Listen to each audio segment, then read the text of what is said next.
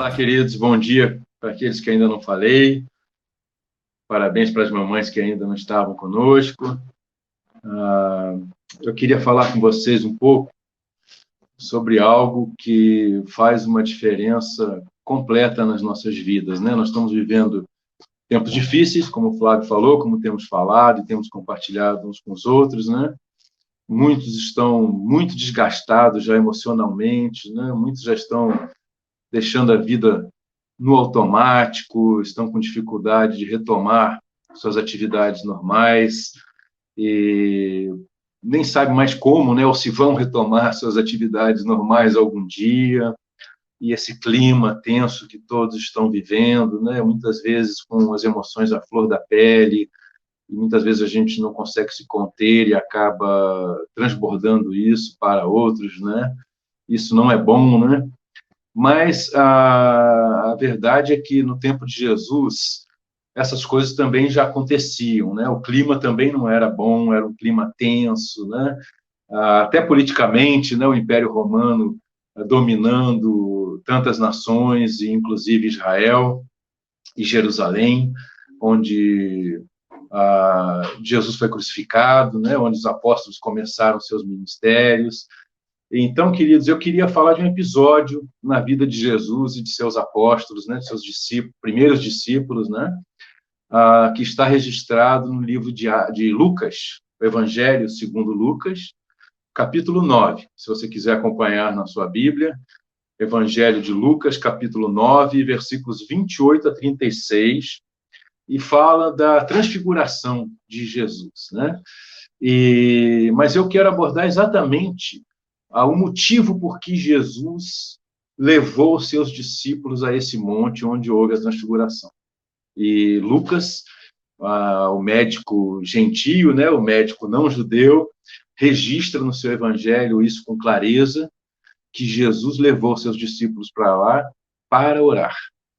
Esse era o propósito de Jesus, né? E então o nosso texto mostra Jesus que nos convida a sermos seus imitadores, né? Nos mostrando o quanto nós dependemos da oração. Jesus, homem, dependia desses tempos de comunhão especial com o Pai e sempre se retirava para orar, né? Ao longo de toda a sua vida, seu ministério, né? E ele quer que a gente siga seu exemplo, nos mostrando o quanto nós também somos dependentes da oração, o quanto é fundamental nós termos esses tempos a sós com o Pai, com Deus, né?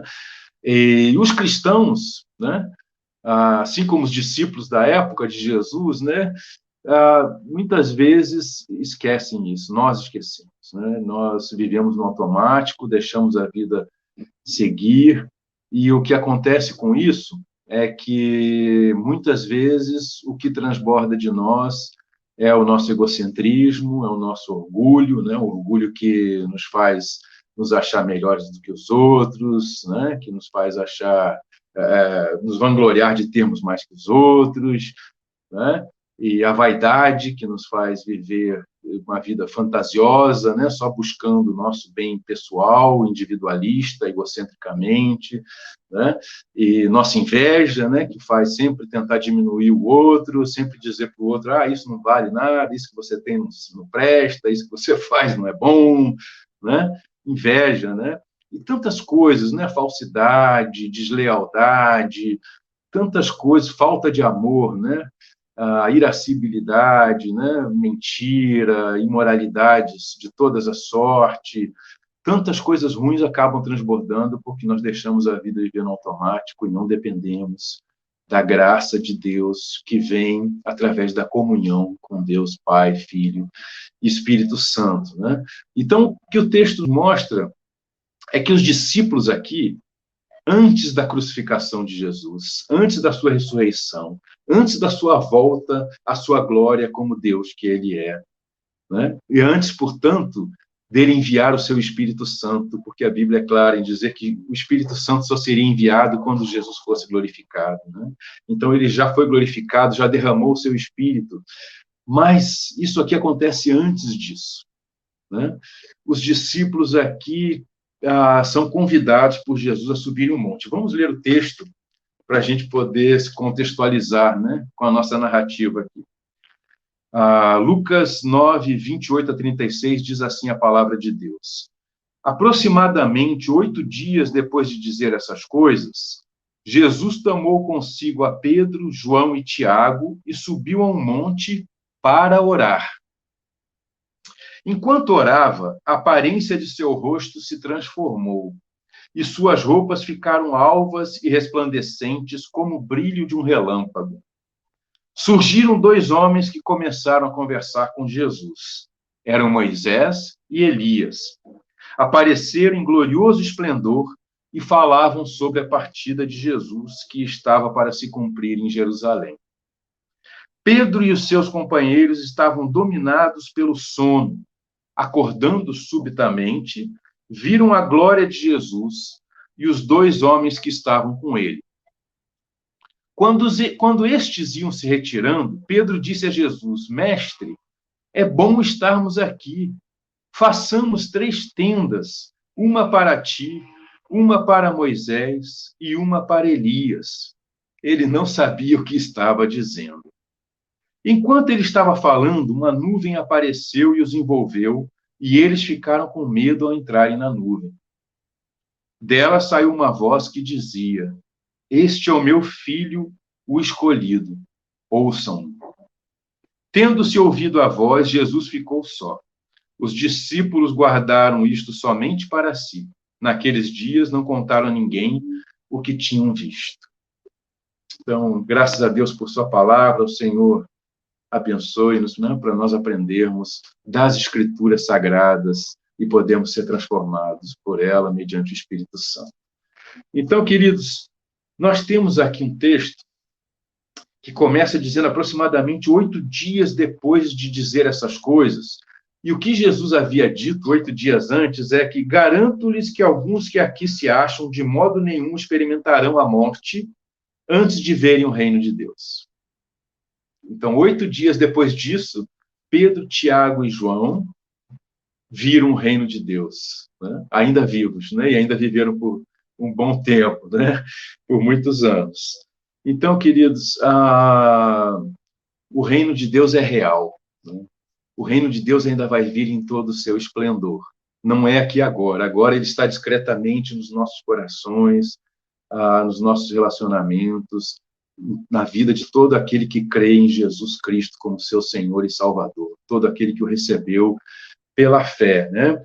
Mas haverá um dia que, como Pedro, Tiago e João, todos nós estaremos diante da gloriosa presença de Jesus glorificado, né? E estaremos revestidos com um corpo incorruptível e glorificado, como o dele na sua ressurreição, e viveremos para sempre, né? Nesse bem-estar que nós almejamos hoje, né? O paraíso que nós almejamos hoje aqui na Terra será finalmente concretizado numa terra renovada, refeita, né? Onde céus descerão, né? Os céus, o reino dos céus, a presença de Deus estará conosco para sempre, né? Então, queridos, o reino dos céus é real, e Pedro, Tiago e João tiveram a oportunidade de ver isso quando subiram ao monte com Jesus. E eu quero ressaltar aqui que Jesus os convida a subir o monte para orar, né? E eles sobem o Monte da Transfiguração ao convite de Jesus com esse propósito, né, específico de orar. Por quê? Porque Jesus tem uma importante lição para dar a eles, né?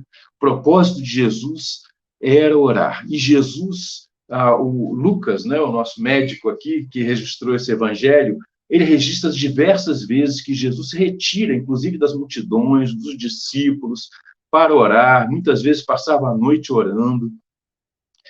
E é interessante porque Lucas registra que quando Jesus voltava desse período de oração, o poder do Espírito Santo se manifestava através dele, e muitas pessoas eram curadas, né? Demônios eram expulsos, pessoas eram libertas, milagres eram feitos, né? E assim muitas pessoas ficavam sabendo que ele era realmente o Messias prometido, o ungido de Deus para tirar o pecado do seu povo, né? E inaugurar o seu reino. Então as pessoas se convertiam ao Senhor Jesus e passavam a ser seus discípulos, e e a segui-lo, né? E para isso, Jesus tinha uma vida de oração, né? Mas os discípulos, né, que estavam com ele, Pedro, Tiago e João, eles, mesmo mais próximos de Jesus, eram os três discípulos mais próximos e mais íntimos de Jesus, eles aqui ainda continuavam confusos, né? Eles tinham um coração fechado para essas grandes verdades espirituais mais profundas. Eles não conseguiam compreender isso plenamente, né?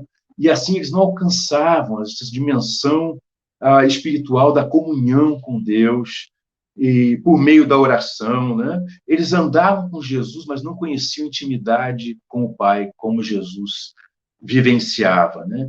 Mas essa era a motivação de Jesus para chamá-los. Eles precisavam entender o quanto se retirar para orar era importante, né? Como Jesus fazia, como Lucas registra, né? É muito interessante porque Jesus ele realiza seu ministério baseado na oração, né? Baseado na oração, né? E conosco também é assim. Quando nós temos uma vida de oração, cultivamos uma vida de oração, a nossa vida é diferente.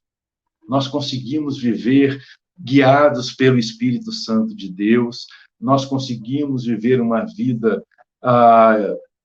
conforme o Senhor nos ensina e nos pede, né? E quando nós não oramos, nós não conseguimos. Nós seguimos nosso próprio coração e transbordamos todas aquelas coisas ruins que nós já falamos, né? E é interessante porque Jesus, no Rio Jordão, no início do seu ministério, né, ele ora, né, a Deus, o Pai, depois de ser batizado por João Batista, né, e o céu se abre, né, e ali o Pai confirma o seu ministério, né, e o Filho foi revestido com o Espírito Santo e o poder do Espírito Santo. Lucas registra isso lá no capítulo 3 do seu Evangelho, né? Ou seja, nós também, se Jesus precisou disso, quanto mais nós, né? Quanto mais nós somos dependentes da oração, né? E Jesus, cheio do Espírito Santo, ele é conduzido pelo Espírito, diz a palavra, ao deserto. E ali ele ora e jejua por 40 dias e 40 noites, né? E aí, então, depois desse período, o diabo vem atacá-lo, né? E vem tentar demovê-lo de seguir com o seu ministério, com o seu propósito, né? De viver uma vida sem pecado e de morrer por todos nós pecadores, né? E o diabo, então, ele tenta Jesus de todas as formas, mas Jesus está cheio do Espírito Santo. E cheio do Espírito Santo, ele está cheio da palavra de Deus, o que a Bíblia chama de a espada do Espírito, né? A arma que o Espírito usa para transformar nossos corações e para que nós possamos levar a palavra de Deus para outras pessoas, levar a libertação de Deus e a fé e o amor de Deus para outras pessoas, né?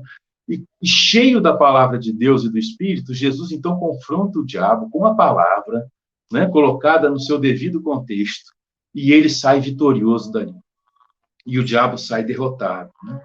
Queridos, se Jesus precisou ser conduzido ao deserto e ali buscar o Senhor em oração e em jejum, para poder derrotar o diabo na sua vida, o inimigo das nossas almas, né? Quanto mais nós, para não vivermos uma vida derrotada, porque o diabo vai assediar, como ensina a Escritura, todos os filhos, todas as filhas de Deus, né, ao longo da nossa vida, né? E muitas vezes, isso é triste, é um retrato triste da nossa realidade, né? Muitas vezes os cristãos, nós os cristãos, tudo que nós almejamos é algo parecido com o que todo mundo almeja, né? Sermos amados, termos uma vida tranquila, nos formarmos, termos um bom emprego, ganharmos um bom dinheiro, termos saúde, casarmos, vivermos uma vida boa, né? E termos uma aposentadoria garantida. É tudo que nós almejamos, né? Ou seja, nós estamos voltados para nós mesmos como o mundo todo, de uma maneira egocêntrica, individualista, narcisista. Mas o Senhor, quando ele nos alcança, quando ele entra nas nossas vidas, né?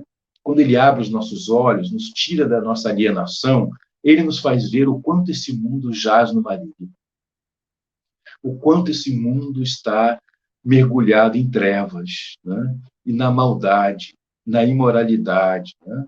Enquanto nós estamos apenas almejando uma boa vida para nós, 200 meninas estão sendo sequestradas numa escola lá na Nigéria, seus professores mortos, alguns colegas mortos, para serem abusadas, né, por toda a sua vida, e talvez mortas também.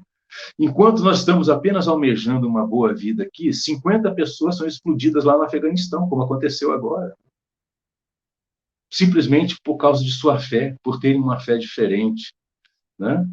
Enquanto nós estamos apenas almejando uma boa vida, bilhões de pessoas no mundo passam fome, são abusadas, são torturadas, são impedidas de qualquer tipo de liberdade, né? Outras de liberdade para expressar sua fé, outras de liberdade para sequer expressar sua própria opinião.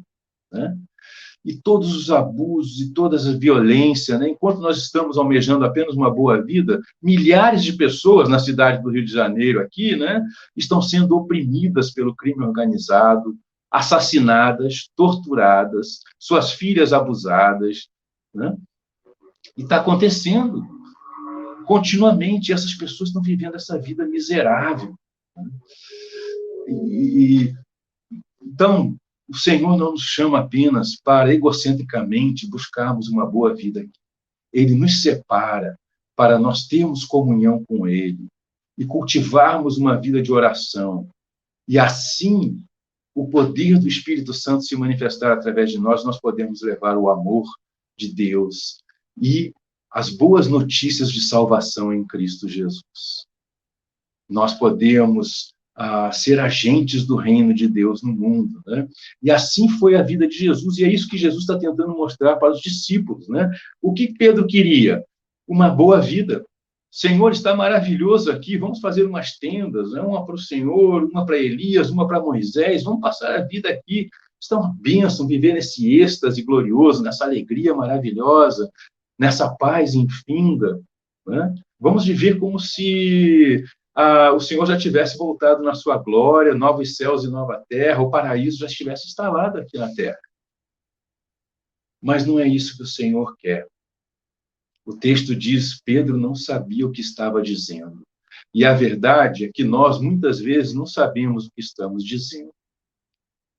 E nós, então, continuamos vivendo a vida no automático, sem cultivar comunhão com o Pai, sem buscar o Senhor em oração, sem dependermos dele em oração. E assim nós não conseguimos viver uma vida no Espírito Santo, voltada para amar a Deus em primeiro lugar e acima de tudo, e amar o próximo como a nós mesmos.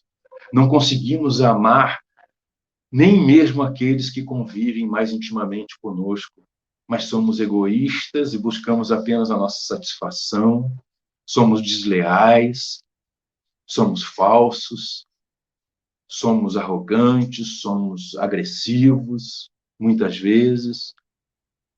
E o que o Senhor Jesus nos ensina? Que nós não podemos, sem cultivarmos uma vida de oração, sem nos retirarmos para estarmos a sós com o Pai, sem silenciarmos os ruídos da nossa alma, os clamores da nossa alma, a cobiça da nossa alma. Né? Alguém já escreveu, né, recentemente, que um cristão piedoso foi perguntado por alguém que não cria, o que você ganha com a sua vida de oração, passando tantas horas em oração? Ele disse, eu não ganho, eu perco. Eu perco o meu orgulho, eu perco a minha vaidade, eu perco a minha avareza, eu perco a minha inveja, eu perco a minha lascívia, eu perco a minha infidelidade, eu perco a minha mentira, eu perco a minha maldade, eu perco o meu egocentrismo, meu individualismo, meu narcisismo. Eu perco tudo de ruim que eu tenho para perder. E é isso, queridos. A oração feita aos pés da cruz de Jesus nos faz viver a vida crucificada. Facilita obedecermos ao Senhor quando Ele nos diz, dia após dia, diga não para si mesmo, negue-se a si mesmo, tome a sua cruz e siga-me. facilita viver uma vida ressurreta, buscando agradar a Deus, né? Uma vida em santificação no Espírito, uma vida a serviço do Evangelho, uma vida a serviço do bem do outro, uma vida cada vez mais semelhante à vida de Cristo, porque nós, através dessa comunhão com Deus, no Espírito, vamos sendo transformados pela palavra de Deus e sendo pessoas mais capazes de amar, de confiar, de viver uma vida santa, né? Então, frutificar no Espírito, né? O fruto do Espírito que vocês conhecem de Gálatas 5, 22 e 23. Né? Então, é isso que o Senhor nos chama aqui, é isso que Ele nos mostra nesse texto. Né? Então, a oração nos prepara não só para a vida, como também nos prepara para o ministério, para nós vivermos uma vida que Jesus nos chama a viver, uma vida de serviço. Se alguém quer ser o primeiro, se alguém quer ser mais importante, seja aquele que sirva, seja o último. Né? É isso que Jesus nos chama a viver. Que a gente possa aprender a fazer e ouvir a Jesus, que a gente não fique alienado como estava Pedro aqui, Tiago e João, né, dormindo quando Jesus nos chama a orar. Né? Nós temos vivido nesses tempos, muitas vezes, uma vida assim, né? Com nossos sentidos adormecidos, sem saber o que fazer, sem saber qual o primeiro passo a dar. Então, Jesus aqui nos diz qual o primeiro passo que nós temos que dar. Nós saímos do nosso lugar e íamos ao seu encontro, íamos ao encontro do Pai, em nome de Jesus, para orarmos e termos a sua palavra diante de nós, para sermos transformados pelo Espírito Santo, né? Para vivermos a vida que Ele nos propõe. Essa vida cultivada aos pés da cruz de Cristo, essa vida de oração cultivada em comunhão com o Pai, é que vai nos capacitar a viver no Espírito, a viver conforme a vontade de Deus, a fazermos a vontade de Deus, a sairmos dessa mesmice que estamos vivendo, né? A vivermos no poder do Espírito Santo e fazermos aquilo a que fomos chamados e vocacionados a fazer. Viver para o Evangelho, viver para servir em amor, viver dedicado ao Senhor e à sua palavra. Amém? Que Deus assim possa nos abençoar, que a gente possa abrir os ouvidos do nosso coração, da nossa alma, do nosso espírito para ouvir o Senhor, aceitar o seu convite, né?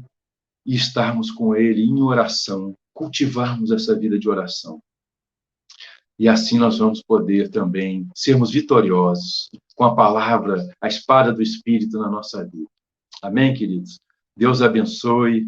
Um ótimo domingo, graça e paz.